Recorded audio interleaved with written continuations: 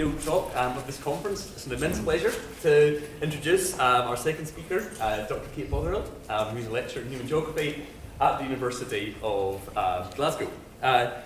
So Kate's research is concerned with political geography, the political geography of migration, citizenship and security. We're having a conversation a moment ago about how you kind of self-identify in this respect. I think we kind of came to the conclusion it was the intersection of political, feminist and population geography. Yeah. Most So, of the time, yeah. yeah, let's stick with that, I think. So Kate's scholarship focuses on how the geopolitics of migration connects with people's everyday lives, thus shaping intercultural practices of citizenship and community. A lot of your work draws on citizenship participatory approaches, which I think we'll hear about a little bit about in the talk just now.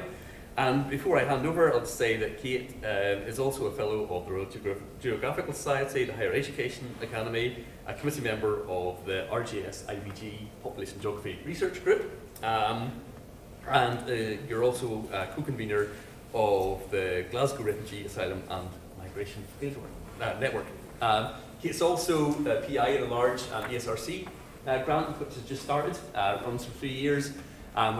Which is looking at experiences of EU migrant youth in the UK post Brexit. So keep your ears open for some interesting results from that. So without further ado, I'll hand over to Kate, who's going to talk about finding safety in chaos, ontological security, and European migration regimes. Thank you very much. Thank you. Thank you. Just to say that David's also on that project, which I thought you might mention. Two honest. And thanks for reminding me to renew my RGS membership, because I actually am not at the moment a fellow. But thank you so much for being here. I'm really thankful and grateful to Nisa and David for inviting me to do this talk. I haven't been around much for the last year because I've been on maternity leave, so I've just only been back a few weeks, really, after having my son. And this piece is sort of in gestation, so just to say, because I know it's being recorded, if anyone does want to quote, you probably won't, but if you do, then if you could ask me first, that would be really good, because these views are not kind of final, and it's sort of moving towards publication. So, like Darren yesterday, I'm kind of focusing on chaos, the perfect storm, chaos, and centering the talk around the chaotic and the turbulent as was the kind of theme for in the conference around European migration. And really how one might find a sense of security in all this. So we're in the third decade of the 21st century now, and securities as applied to human mobility are definitely intensifying. And some of the talks the papers that I've seen today and yesterday absolutely exemplify this. I've really enjoyed seeing all these kind of PhD projects and what everyone's working on, and it seems like we're all kind of coming together with this idea that we're in a very fragile place at the moment.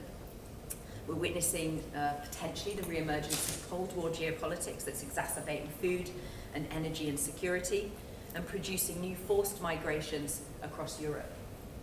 And alongside this, we have the resurgence of the far right and nativist politics as a threat to democracy and the urgent challenges of climate change and post-pandemic recovery.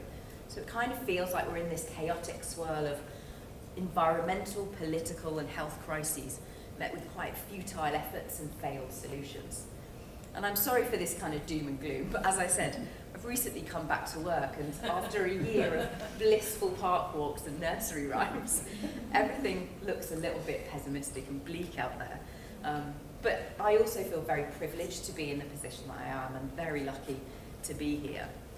And for some who are at the very sharp end of these kind of geopolitical and planetary emergencies, it might be argued that the very sense of being at home in the world is under threat, especially when homelands are under attack, carved up or physically disappearing with climate change. And public commentators and academics alike have levelled this current political conjecture as a set of competing existential crises. And to be clear, I'm not going to talk about the existential crisis at the heart of government this morning, but we might see some parallels there with thinking about how the will to secure oneself comes at the expense of great insecurity for others. But yeah, I won't be talking about that because it is a very moving target, and it was suggested that we have a little BBC News running commentary so we can all keep up to date, but apparently he is going to resign from the Tory party at least, but stand tall as the Prime Minister in some form. So anyway, going back to the talk, this is a way of kind of thinking through some of these issues with quite a deep engagement with the concept of ontological security, which literally means the security of being. And I'll discuss the value of this concept for migration studies and mobility studies, from its psychoanalytic roots to more recent feminist and anti-colonial readings.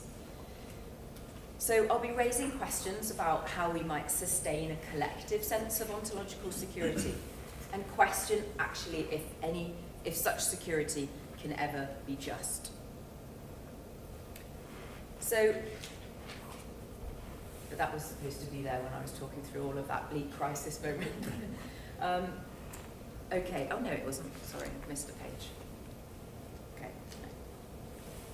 So, human mobility is oftentimes a reaction to all of these crises of war, of climate change, environmental hazard, discrimination, or simple everyday economic survival.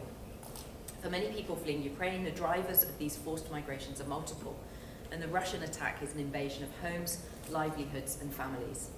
Lives are lost, uprooted, and held in limbo. And even in the safety of refuge, there may be little ontological security. And just thinking about some of the presentations yesterday from Anna and Hannah about the kind of the problems and the precarity of the asylum accommodation and resettlement schemes really kind of exemplify this. But human mobility is also a representation of these crises, and I've tried not to overly kind of represent mobility in the way that some people maybe do, but whilst we've seen a kind of welcome outpouring of the collective sympathy for Ukrainian families across Europe, such hospitality is not extended to all. And numerous scholars of migration and mobility have shown that when mobility is represented as a crisis, fear and anxiety about immigration are generated and a hostile border politics emerges. As Andrew Baldwin writes about climate migration, the so-called climate refugee is a figurative representation of the crisis of humanism in the Anthropocene, amidst ontologically destabilizing presence of climate change.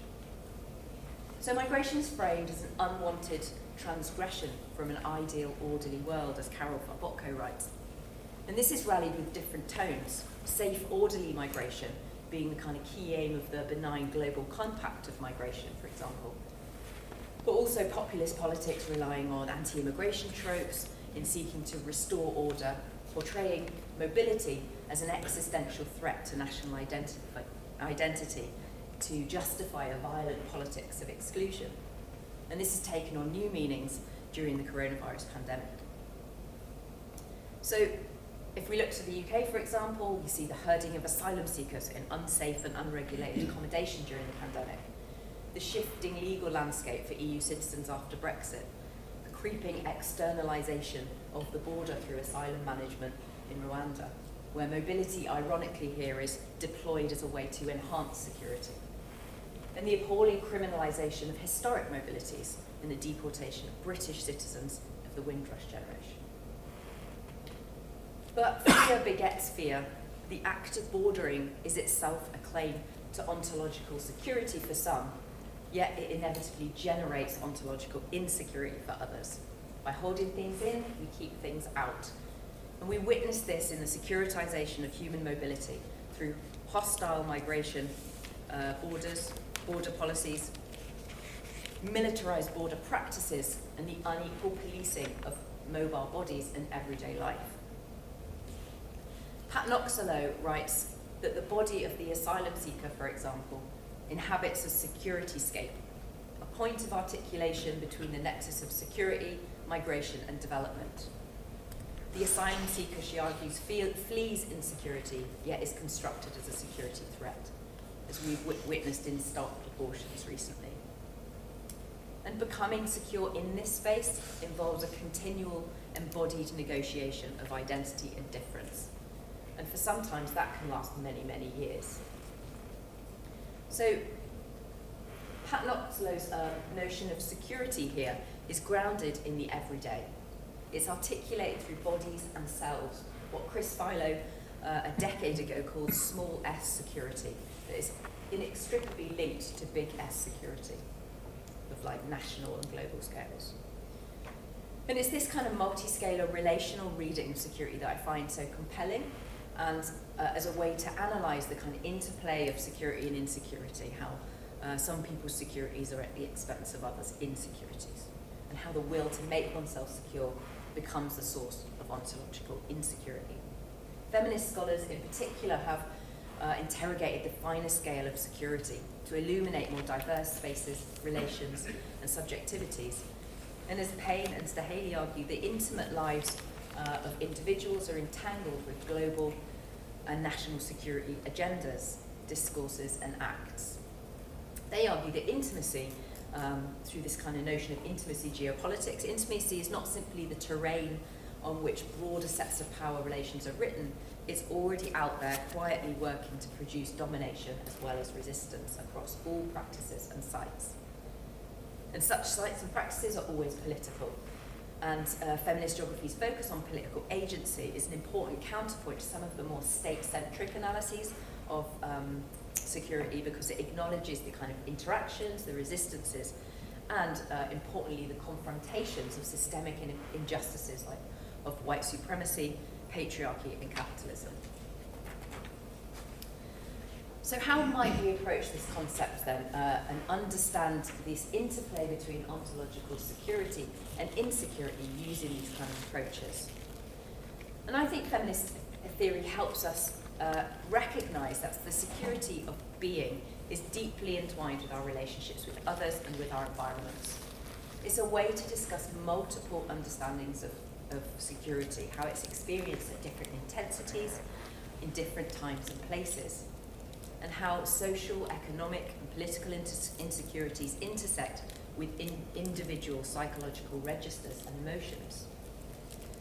But I should say that a feminist anti-colonial reading stands in quite a contrast to the original notion of ontological security posed by R.D. Laing, who was very much influenced by Western existential philosophy. And I'm going to talk a bit about him in a minute. But as Edward Said says, theories travel. He argues that theories can be transformed by new uses in new positions in a new time and place. So I think there are fruitful connections to explore then, to, as David Featherstone says, open up different ways of accounting for and engaging with dynamic subaltern spaces of politics. So what I'm doing with this concept today is taking you on a journey. There's not really any data that I've got because I've been away, and with the pandemic, it's probably 2 years of not really doing any research, so another reason why I'm really grateful to be here. So this is a kind of a theoretical journey, if you will. Take you from, a theoretical journey that I want to take you through today. So ontological security in the current political conjuncture seems fragile, and this paper is a way to articulate this kind of turbulences, asking whether it's even possible and if it can ever be just. Okay, let's talk about R.D. Laing. So R.D. Laing was a controversial character, and a lot has been written about him, particularly in mental health geographies by Cheryl McGeechan, my colleague at Glasgow. But R.D. Laing was a Scottish psychoanalyst from Glasgow, and he developed this concept through his work with patients of psychosis and schizophrenia in the 1950s. In his book, The Divided Self, he challenges traditional approaches to psychiatry by writing an existential study on sanity and madness. So to make madness and the process of going mad comprehensible. Both celebrated and critiqued for his approach and his kind of empirical application, in a way, of existentialism. Laing was critical of objective modes of psychiatry, lamenting the depersonalization of these approaches and the disdain for subjective and relational interpretations. So he argued for a reorientation of the therapeutic relationship towards the other's frame of reference, seeing the patient as a person rather than a thing, and articulating pathological human behaviors as expressions of existence rather than signs of a disease. So in this way, Lang's ethical orientation validates the person for who they are rather than what they are, with an inherent refusal to categorize and box people in. And just thinking about Izzy's talk this morning around the kind of categorization in the politics of sanctuary, I think chimes quite well here with this idea of the categorization of people, and we can see how that plays out in migration in different ways. Indeed, to feel at home in the world might depend on a range of different ways of being in the world. And for Lang, mental illness can be seen as a way out of an otherwise mad world, an attempt to live in an unlivable situation. So for Lang, ontological insecurity is characterized by a slipping out of existence, where the ordinary circumstances of life become a continual and deadly threat. He says a basically ontological secure person will encounter all the hazards of life, social, ethical, spiritual, biological, from a centrally firm sense of his own and other people's reality and identity. But it's often difficult for a person with such a sense of integral selfhood and personal identity, who has of the permanency of things, the reliability of natural processes, the substantiality of natural processes, the substantiality of others, to transpose himself into the world of an individual whose experiences may be utterly lacking in any questionable self-validating certainties. So that's a big quote, but what Lang is saying is basically the ontologically insecure person lacks a stable sense of autonomy or substantiality, is alive without a sense of aliveness, and has an unreal sense of self in relation to others. Conversely, the ontological secure person has an autonomous identity and agency, a sense of their own reality in relation to the world and others. So, though Lang never intended for this concept to be applied beyond the psychotherapeutic settings, and there have been cautions against an uncritical universal application, as there should be, but it has proved enduring, and it has kind of slipped into other disciplines, seemed relevant for many work at the intersection of political philosophy, human geography, and mental health. So Van Dusen Smith reflects that, like Kierkegaard and Nietzsche before him, Lang gave new dignity and respectability to those of us who resonate with the infinite at the price of not fitting into normal social order. Similarly, Philo highlights how Lang's concept might be meaningful for a closest-in human geography, applicable to other human groupings with different, unusual, impaired or disabling physical and mental conditions. And of course, in Cheryl McGeechan's pioneering biographical work, she deploys Lang's ideas to understand mental health geographies, paying particular attention to how Lang's interest in the microgeographies of individuals and families drew out the textured and situated production of lives. So for McGeechan, there was a kind of real geography to Lang's work. And Liz Bondi, who also draws on Lang's contention that there's an ordinariness to ontological insecurity at times when one becomes precariously differentiated from the world. And Bondi points out, rather than kind of positioning and setting up a binary of ontological security and insecurity, Lang acknowledges their simultaneity and this kind of gradation of experience. And Lang himself even suggested that we are all only 2 or 3 degrees Fahrenheit from experiences of this order. Even a slight fever, he says, and the whole world can begin to take on a persecutory impinging aspect.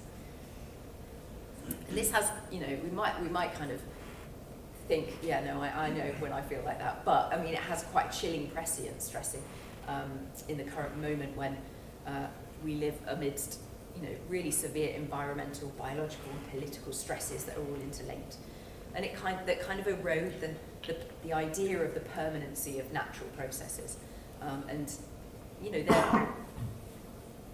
existential anxieties about the survival of humanity are often manifesting in a kind of dreadful and brittle fear of others and the defensive hardening of borders.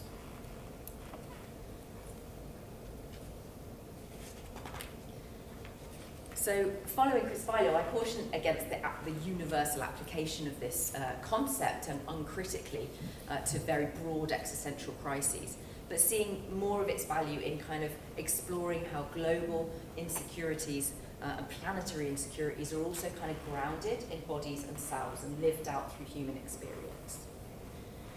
So I just want to go into a little detour to sociology and Sir Anthony Giddens, because actually this kind of shows how others have taken up the concept meaningfully to explore politics and society.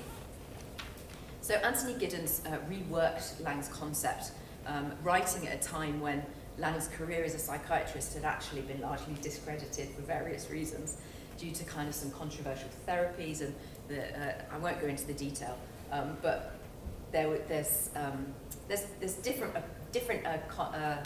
interpretations of how discredited he was, and there's still people who kind of respect and kind of value his contribution to psychotherapeutic practice. But Giddens was much more interested in ontological security in terms of how it explains certain human behaviours in society. And his work's really been the most influential take-up in politics and in international relations, where there's a whole discipline of ontological security studies. So just to say, I'm not talking about a new concept here. Lots and lots of people have taken this up. So Giddens argues that ontological security protects against the kind of existential isolation and perennial uncertainties and the risks of modern life. So this, I kind of move from modernity to high modernity, he says, is all kind of beset by risks. And ontological security kind of protects, is a sort of protective cocoon around that. He says the confidence that most human beings have in the continuity of their self-identity and the constancy of their surrounding social and material environments of actions. A sense of reliability of persons and things is basic to feelings of ontological security. So very similar to Lang's idea of this idea of permanency, reliability, continuity, biographical continuity. So Giddens found use in this concept, arguing that in order to bracket out these kind of perennial anxieties of modern life, individuals have to establish basic trust in other persons as a sort of emotional inoculation against existential anxiety. So one has to routinely engage with the social world and experience shared reality, and anchored by trusted signifiers like national identity, for example. Giddens did point to certain critical situations that might act as tipping points for ontological security, events that disrupt biographical continuity and threaten one's stable sense of self. And drawing on the work of Chris Browning in international relations, I'll be discussing how Brexit might illustrate this a little bit in a minute. But scaling up Giddens' work on the individual rational subject of security, critical scholars in international relations have developed this whole subfield dedicated to ontological security studies to explore really the dynamics of statecraft and how states act to secure borders in the context of their own insecurity about a national identity and self-identity. So they challenge the primacy of physical security concerns that have been very much part of traditional realist interpretations of international relations. But looking at how states preserve self-identity, both within states and also between states. Analysing the behaviour of states in preserving their sense of ontological security, and sometimes at the expense of their own physical security needs. And in a recent special issue of European Security, Katerina Kinville, a feminist IR scholar, with her colleagues, reflect on the potential of ontological security to provide leverage for understanding how fears and anxieties at group, state and EU level have psychosocial political effects that shape political movements, policy debates and European security. So Kimball here, coming from a very kind of sort of feminist position of looking at the kind of interactions of scales here, is concerned not only with the obvious challenges of fiscal austerity, of far-right populism and refugee movements, but with the less visible insecurities of economic prospects and social well-being for various individuals and groups. The fear and anxieties in the everyday lives of European citizens and denizens. And in geography, the concept has been taken up to look at migration and mobility, particularly by Louise Waite, Hannah Lewis and Jill Valentine in Yorkshire, look at ideas of hyper-precarity of asylum seekers and things like that. So they explore the idea that kind of security or insecurity is like the capacity to hurt. So a capacity to hurt as feeling insecure, but also producing insecurity. So who has the capacity to hurt others? Okay, so I'm just going to take a minute to think about Brexit. I know it was 6 years ago and nobody wants to talk about it anymore, but it's actually, this is where I bring in some of my own research interests, because my research, as David mentioned, on EU migrants in the aftermath of Brexit, has really kind of been foundational to thinking through this concept and what it might do for mobility studies. So Brexit, if we zoom in on Brexit. So Brexit was a kind of nationalist rebordering project, arguably rooted in the pathological anxiety of some elites to take back control. And here, the dialectic of ontological insecurity and insecurity is palpable. The Leave campaign relied on stoking public fears over migration and the permeable borders of the EU, alongside claims that a break would provide economic and political autonomy. But at the same time, Brexit was a source of destabilisation, dread, and ontological anxiety for many Remainers, EU nationals, and British ethnic minorities.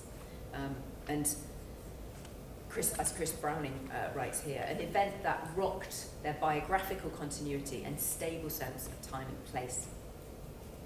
And in research that I conducted in the aftermath of Brexit with Polish nationals living in the UK, showed that a combination of legal, political, economic and psychosocial challenges culminated in a deep sense of insecurity in place.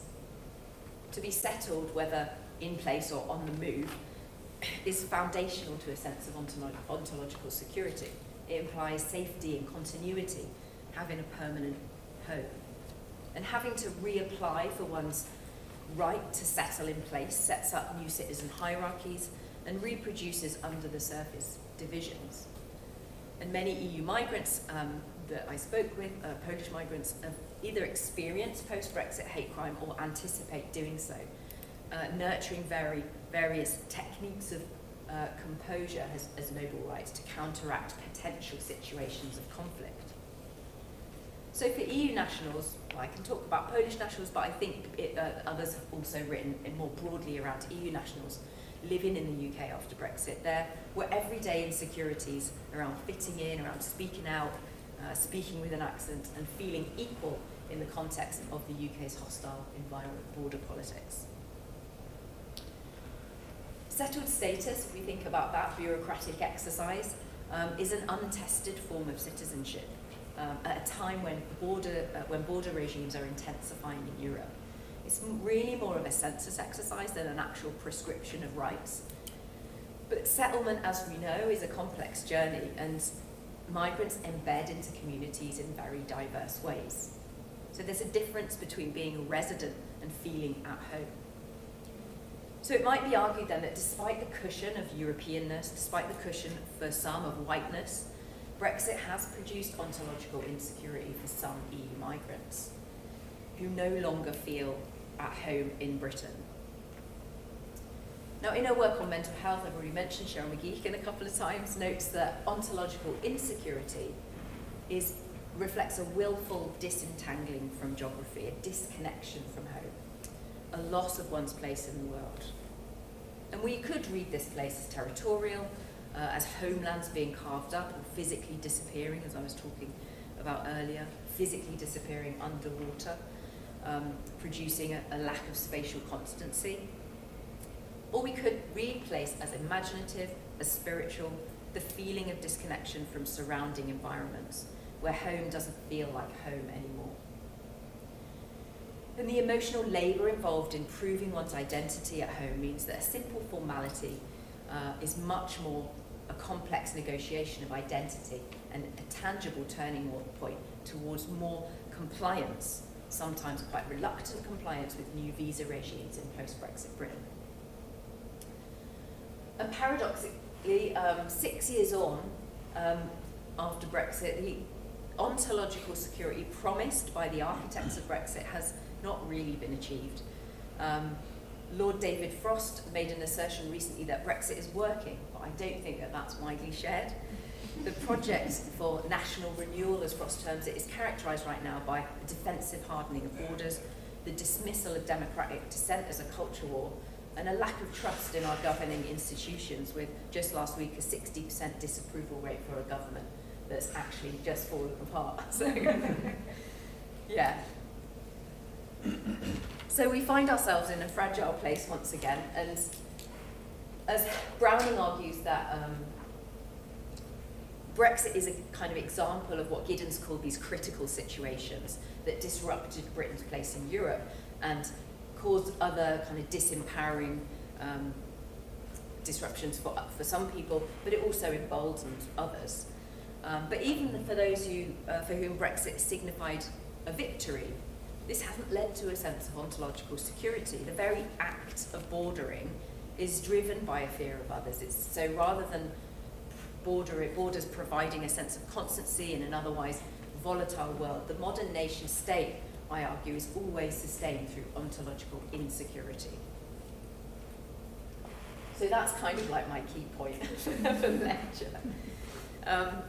But I want to take a minute to turn to the limits of this concept. So there's probably things firing in people's heads saying, I'm not sure about how to kind of translate a psychoanalytical concept to the existential crises in politics and society. And how might we kind of think about this term, which is kind of based in Western existentialism, in thinking about more radical ways to disrupt and challenge the kind of normative frame of things. So I want to think about how we might carve a path to recovering this concept through looking towards more kind of feminist readings and more anti- and decolonial readings. But let's think about the critiques first. So a number of critiques have been levelled at this concept and particularly how it's been progressed in sociology and politics, and particularly those that use Giddens. So Kinville and Mitson argue that, who work very much on ontological security from a feminist perspective, they say there's a status quo bias and a preoccupation of the biographical continuity of states to achieve ontological security. So for a state, group or person to have this kind of biographical continuity and therefore achieve ontological security in Giddensian terms is understood firmly in the context of the autonomous self situated in a territorial nation state along a very linear temporality within conditions of modernity and globalization. And that kind of stifles radical change. So as I've just argued, an understanding that rests on the assumption that the nation is an existentially safe space really, as Rossdale argues, forecloses the politics and power relations involved in the constitution of the nation state. It also ignores relations operating across scales and those contesting hierarchies. It obscures radical attempts to disrupt, intervene, and rethink epistemic categories, as a feminist or anti-colonial approach might do. So the danger here in these uses is that ontological security becomes a more pragmatic and post-political strategy that masks the power relations that constitute various securities.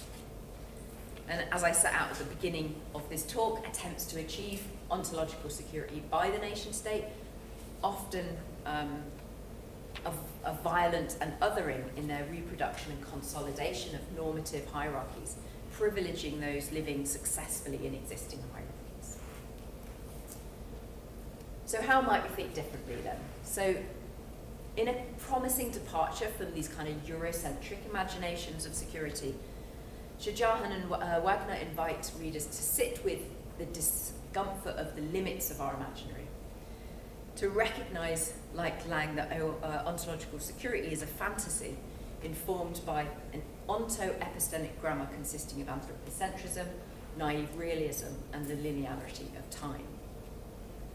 So the centering of ontological security on what Nakagawa terms falsities of objectivism, measurability, classification, erase other ways of being in the world and obscures the sacrificial logic at the very heart of ontological security, how subsecurity how security for some is connected to the insecurity of others.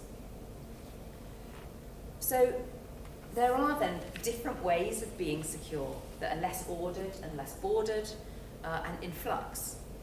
In the context of European migration, because I feel like we've kind of moved a bit away from migration and mobility, this is deeply embedded in histories and networks of coloniality and the racialized mobility regimes it produces. So what Walia calls border imperialism. Mobilities in and through Europe are historically bound to colonial capitalism, as we know, which has produced particular forced labour migrations, surveilled and securitized particular migrant bodies, and politicized mobility simultaneously as a continental ideal and as an unwanted transgression from the fantasy of European order. And at the same time, these mobilities are embedded in global systems and agendas concerning human security, a category which, although intended to bridge national security with human rights, has also sustained significant critique about its inefficacy, and as Patricia Owens writes, is actually more about the socialization and disciplining of states in the global south. So European mobilities happen and are secured in the context of historic colonial violence and racialized grammars of what it means to be human. And for David Chandler and Farai Chapato, this is really important, and they argue kind of against the idea of critical security studies by thinking about the fact that security is basically based on racism. So they say, in order for there to be security for humanity, in order for the liberal subject, civil society in a world of progress to function, blackness must remain outside as the counterpoint to the telos of modernity. So they're saying that security, and we can talk about ontological security here, is possible for some, but only if we continue to understand the human through the Eurocentric standards of colonial modernity. But if what it means to be human relies on the oppression of people who are racialized as subjects of security, then there's no just way of being ontologically secure. And as Lang himself puts it, normality is an immersion into social fantasy systems that one takes to be real. So there's some doubt in the ability to authentically achieve a stable, autonomous and continuous self in the context of duplicitous social regimes. So, we can see this through work on mobilities in a kind of disciplinary framework, and never all mobilities are subject to social control. So we have a kind of never graspable state of security of being. Now I'm conscious this is quite pessimistic and depressing, so I want to move on to think about other securities. How might we look for other securities as a way forward? Or just have a conversation about different ways of what it means to feel and be secure. So Simon Dolby writes that insecurity is a geological matter, and humanity is a substantial geophysical presence in contemporary Earth history. So looking at a different temporality here, a deep time, looking beyond the autonomous, rational individual as the locus of security towards that built on vulnerability, shared vulnerability, context, and interconnectivity. And this suggests we should think more relationally about security, as feminist geographers have argued. So there's scope through these kind of more expansive ways of thinking about the temporalities of security to explore multiple diverse meanings of security in the Anthropocene and the entangled psychic, geopolitical, economic and planetary challenges that coalesce to produce human and other than human securities. Going back to Lang again, he positioned that there's a lifelessness to ontological insecurity that's generated through a disconnection with the external world. And in Lang's terms, this meant the ordinary circumstances of life, of social life. But such disconnection might take on a more collectively felt character if our disintegrating material environment threatens the very vitality of life. For McGeechan, again, ontological security is about re-earthing, so recovering one's place in the world and with the world, being with the world. So going further, we might look to some more cosmological notions of security that offer and work with these kind of more expanded temporalities and connect more directly to earthly matters.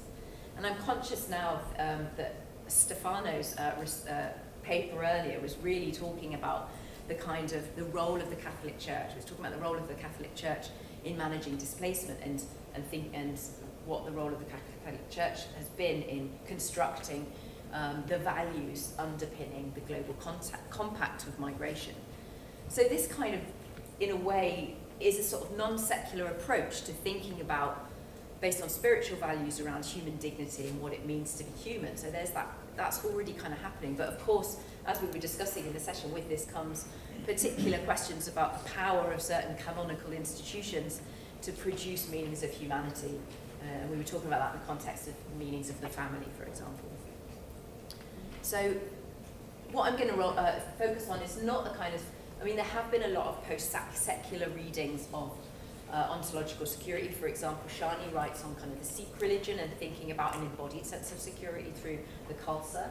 But I'm not going to talk about that today. I'm going to just focus on a couple of examples of indigenous scholarship. So this is indigenous scholars, but also scholars working with indigenous communities in North America who've explored this concept of cosmological security that kind of shaped the pace and direction of indigenous lives. So in his research with Lakota Sioux in the Great Plains of North America, Justin de Leon explores meanings of security among these Lakota communities and peoples that he says offers glimpses into new constellations of being. So security is understood as spiritual existence and resistance, as unity and balance, as and multi-generational continuity, which I think is really interesting. The idea that multi-generational continuity provides a sense of self through time. So not only does this offer up other ways of being secure, but it's demonstrated through new forms of power and indigenous resistance. So de Leon starts his article, for example, with a powerful account of indigenous protest at the Dakota Pipeline, showing how just 10 people held together in prayer stood peacefully against a whole bunch of riot police. So security arises here through other formulations of time and space that are based in indigenous ontologies where past, present, and future are interconnected. And again, Kyle P. White, with his work on indigenous approaches to climate change, discusses the expression Yanko Biegen. So this is an expression of the Anishinaabe peoples with homelands in the Great Lakes region of North America. This expression means ancestor and descendant at the same time, so evoking a sense of spiraling time and intergenerational connections of past and present relations. And White sees this very much as lived through the storytelling traditions where narratives of cyclicality, irregular rhythms, counterfactual and also dreamlike scenarios, eternality, among others, are these kind of non-linear notions of time that unfold as continuous dialogues.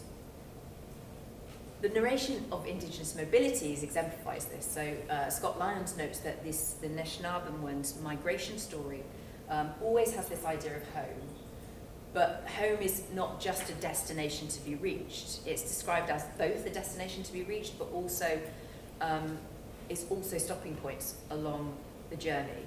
So it's stopping points and an endpoint. So this kind of storying of ongoing mobility acts then both as testimonial, record of indigenous tradition, but also resistance to the erasure of mobility traditions through colonial containment and that kept communities in place. Okay, so I'm coming to the conclusions now. So these final examples are kind of just a starting point really for engagement with indigenous and post-secular knowledges to recover a more kind of trans-historical and elemental security. And as de Leon argues, indigenous cosmologies challenge the belief that the world can be parsed, measured, and controlled. In doing so, they challenge the metaphysical frameworks that have enabled the extermination of indigenous peoples, the dispossession of lands, and the exploitation of natural resources. But I'm very conscious to tread carefully in these spaces, and what I don't want to do is deploy the figure of the indigenous as a kind of neoliberal subject who's resilient and adaptive with this kind of timeless connection to Earth, because it's very disempowering and you know, it's disempowering to indigenous subjectivities that bear witness to the ecological and geopolitical crisis that we experience, but under conditions of dispossession and exploitation. But I think it is an ethical imperative at the same time to confront this kind of epistemic violence of coloniality and mobilize sort of different understandings of what security means, different epistemic categories to think about what it means to be secure. So to conclude this kind of conceptual journey of ontological security from psychoanalysis to thinking with indigenous knowledges, I've tried to show that this dialectic of security and insecurity is always unfolding. Thinking with indigenous knowledges means expanding the concept of ontological security beyond the social and political, to expose the kind of interconnections between a more trans-historical, geological, social and political securities as conditions of life.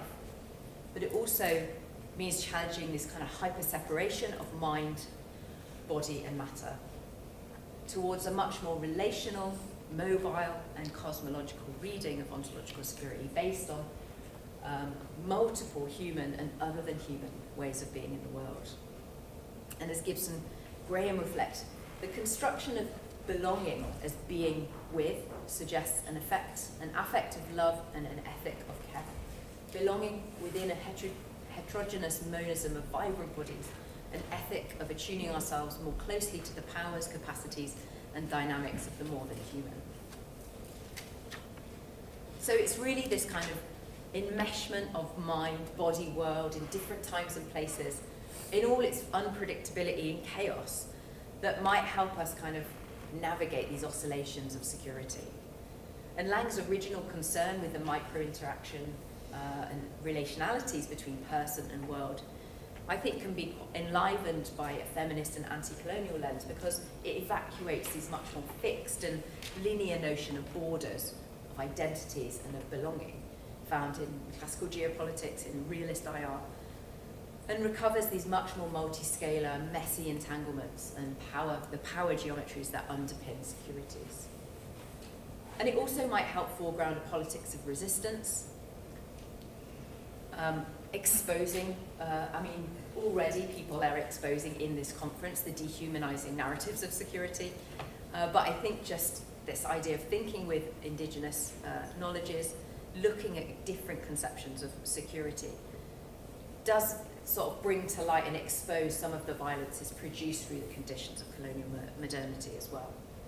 Because biographical continuity, if our biographical continuity is located in the maintenance of these violent conditions, then we kind of persevere at the cost of being extinguished.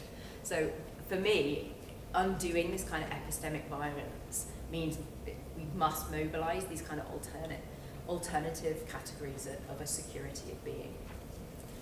And also, with that methodologically, I'm talking about methods at all, open up very different ways of working. And David, you said I was going to talk about participatory research, and I didn't. But that, there's an argument there for a fuller discussion about what kind of decolonial methodologies we might engage with to think through, to work with and do research in these contexts. Okay, I think I'll stop there. Thank you very much for listening. I welcome any comments and questions.